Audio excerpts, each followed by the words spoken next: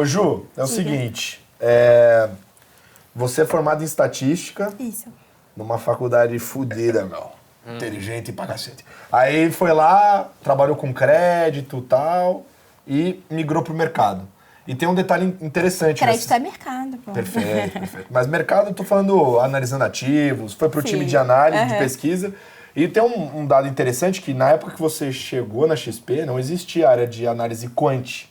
A célula começou, você que deu o chute inicial. Sim. Então eu queria saber como é que foi essa transição, por que você fez essa transição para o mercado e quais foram os desafios ali para começar essa célula?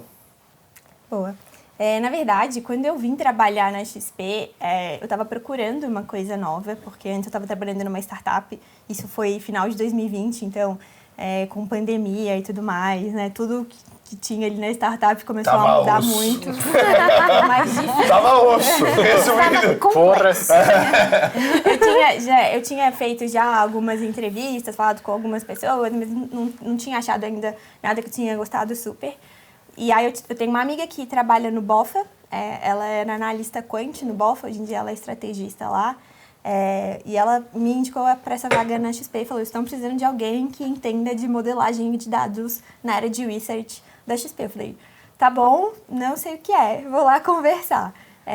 Aí eu vim, né, conversei com o pessoal aqui, você inclusive, que foi o meu primeiro time.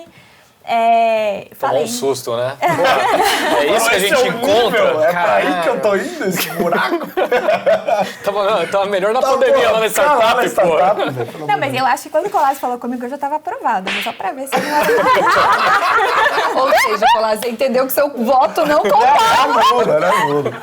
Que caneta que eu tinha, nenhuma. E hoje eu tenho? Que caneta que eu tenho? Não, nem Fala lá com ela, só pra ver se ela é legal. Ela é legal, perfeito, obrigado. Tava aprovado já, tá? E quando eu vim, eu deixei isso super claro, né? Falei, olha, legal, tipo, minha formação é em estatística, super técnica, super quantitativa. Faço modelo, já fiz modelo para crédito, para prevenção à fraude. Tenho bastante conhecimento de manipulação de dados, análise para decisão estratégica e tal, mas nunca olhei para esse lado, né? Nunca olhei para ações, nunca olhei para investimentos, né? Nunca olhei esse tipo de ativo. Tudo bem? Falaram, beleza, você tem tempo para estudar aqui, o que a gente né, tipo, a habilidade que a gente precisa é o que você tem, né? Essa outra parte que você tem que aprender, tudo bem você aprender aqui. Eu falei, então tudo bem, então eu vou. Aí eu vim. Que é uma coisa muito XP, né? Tipo... e eu acho legal, assim, porque dá muita oportunidade, né, da gente aprender uma coisa...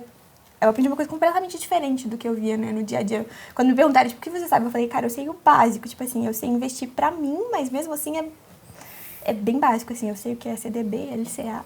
E hoje, ó, as carteiras dela... E hoje as carteiras dela voam. A minha carteira é a melhor da XP, tá? É verdade. É verdade esse bilhete. E aí, a ideia, né, quando eu cheguei, era justamente essa, né? A gente precisa escalar um pouco a análise, né? O time ainda era bem menor do que é hoje. E para precisar contratar menos pessoas, né? Então, a gente tem um poder maior ali de fazer análise de mercado usando dados do que com pessoas, né? A escalabilidade é maior. Então, essa foi a ideia de me trazer para cá. E era quais classes de ativos nesse momento que você tinha que olhar? Ações. Até hoje eu olho ações, primariamente. Pra ser uma ideia, o time de research, né, fundamentalista, hoje tem, sei lá, 20, 30 pessoas, né? Então, a gente precisa de um time muito grande para conseguir fazer uma cobertura de 100 empresas, 200 empresas. E era eu. No caso, quando tem alguém que sabe manipular dados, você consegue, né, uma escala muito maior do que isso. Exato, a ideia era essa, então a gente começou... né, até hoje, né, eu faço conteúdo principalmente para varejo, né, para pessoas, você, mas minha mãe profissional também, ajuda também, assim, ajuda bastante em análises mais sofisticadas, enfim, acho que ajuda bastante. Tipo, tem bastante coisa para explorar, mas acho que onde eu entrei ali, principalmente na Rico, né, a gente estava pensando muito em como que eu começo a falar sobre esse assunto com as pessoas normais, né? O que eu posso trazer para elas aqui de informação a mais, baseado nessa metodologia que é super complicada de explicar, na verdade, né? É muito caixa preta, as pessoas escutam e falam, nossa, eu não faço a menor ideia do que você está fazendo. Então, conquistar a confiança das pessoas de que o que você está fazendo funciona, demora. Tanto que por isso que eu sempre bato na tecla de que a minha carteira vai muito bem, porque talvez desempenho convença um pouco melhor as pessoas. Desempenho convence, mas, por exemplo, a gente às vezes bate com os analistas, né? O filtro da Júlia vem com alguns nomes que saem como de boa qualidade, né? São as sugestões. Teve várias, aliás, todas as vezes, o analista geralmente não morria de amores pelo nome. Falava, não, é um bom nome, mas não é minha top pick. E a gente colocava e sempre deu certo. Vários calls que ela deu e o analista falou, tá bom, não tem outra opção, então vamos com esse. Acabou dando super certo. Então mostra que realmente o uso de dados funciona muito. Tentando explicar de forma meio prática, num momento como esse, o que os seus dados estão mostrando, ou o que você está olhando nos dados que o analista às vezes não está enxergando em termos de fundamento? O que a gente consegue ver mais em dados que o analista não consegue é muito onde as coisas se influenciam exatamente. Acho que, principalmente quando a gente fala de mercado, as pessoas confiam muito na experiência e na intuição. Mas muitas vezes não é o que a gente vê de verdade. E quando a gente tem dados, até uma coisa que a Jenny falou, né? Nos Estados Unidos, por exemplo, o volume de dados que a gente tem é 1000 vezes maior, assim. 1000 deve ser até pouco, né? 1 milhão de vezes maior do que o que a gente tem no Brasil. Então, a gente consegue fazer isso até muito melhor lá do que aqui. Mas a gente consegue verificar várias dessas hipóteses que as pessoas às vezes jogam no ar como se fossem verdades absolutas. E várias das vezes a gente vê que não é bem assim.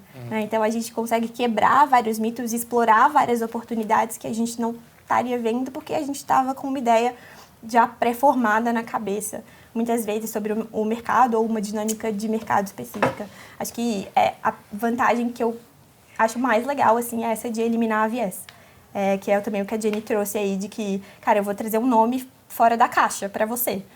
Você pode não estar olhando para esse nome, mas eu tô te falando que esse nome aqui pode tá rolando uma coisa legal. E às vezes você não ia passar batido, entendeu? E aí eu tô colocando luz sobre uma coisa que vai trazer bastante valor, né? Tanto para os clientes, quanto para os investidores, né? Para quem tá envolvido ali para os nossos clientes no geral. Então, acho que essa é a parte mais legal, assim, do trabalho mesmo. Mas também é a mais difícil, né? Porque ir contra as pessoas sempre E o cara que acompanha no detalhe a empresa ainda, né? Não é nem contra, né? Mas é tipo assim, só de você colocar um outro ponto de vista, eu acho que muitas vezes é um embate, né? Assim, então... É que é mais difícil de vender, né? O que a gente percebe é que os clientes gostam da historinha por trás, né? Os convidados de vocês vêm contar a tese, que é a historinha da empresa, como que vai acontecer, qual que é a história de crescimento. E realmente, quando você olha para dados, não tem sempre essa narrativa bonitinha para se vender, né? Então, acaba sendo... É mais difícil de Mas e aí, como você ideia. vende?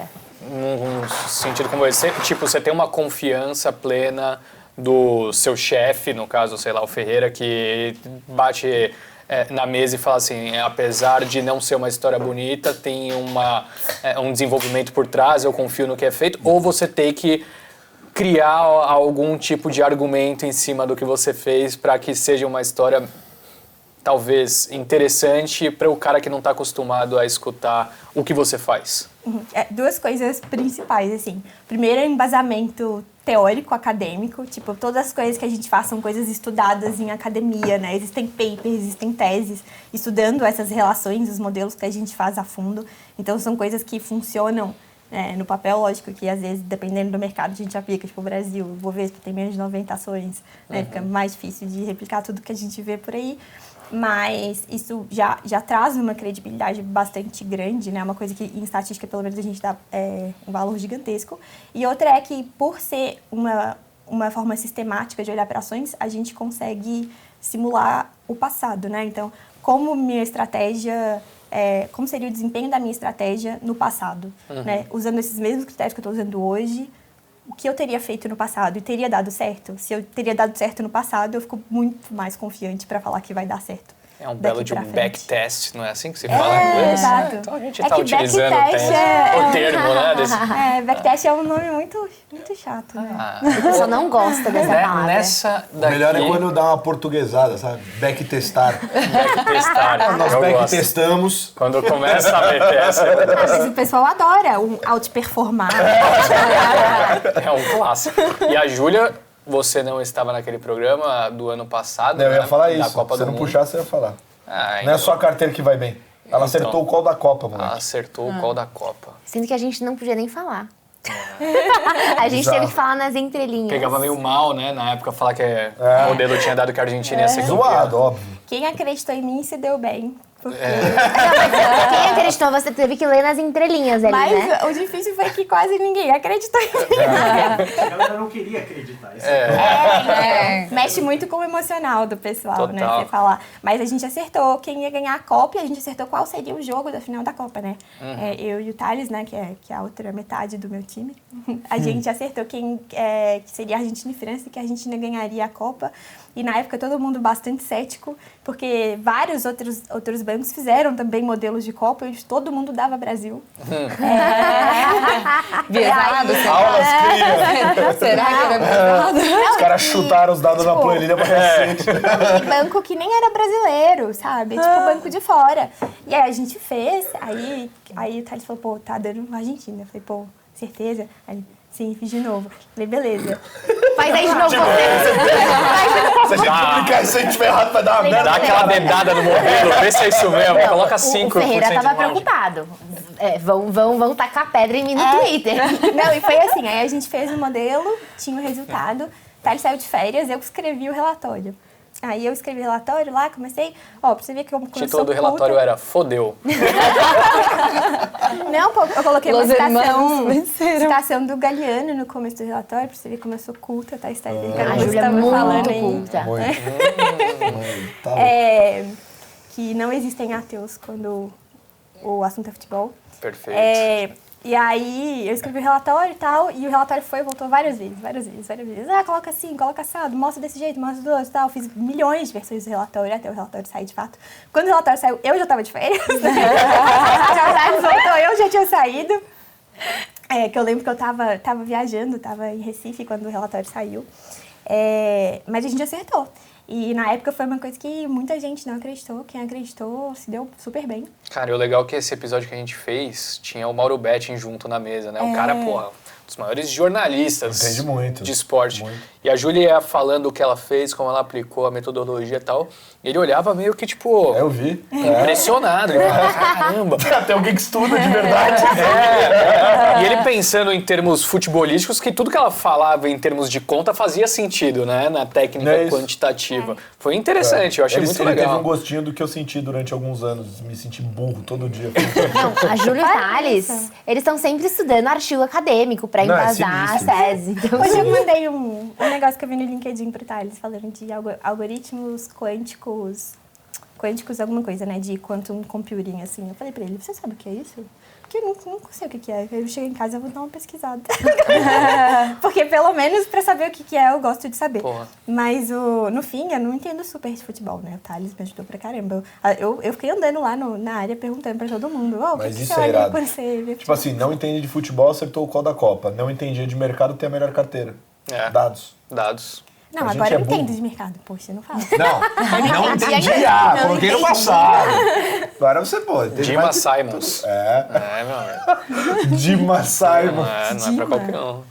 Qual que é o feminino de Jim? Júlia Simon. Jay Já é Simons. com J. Agora melhorou, né?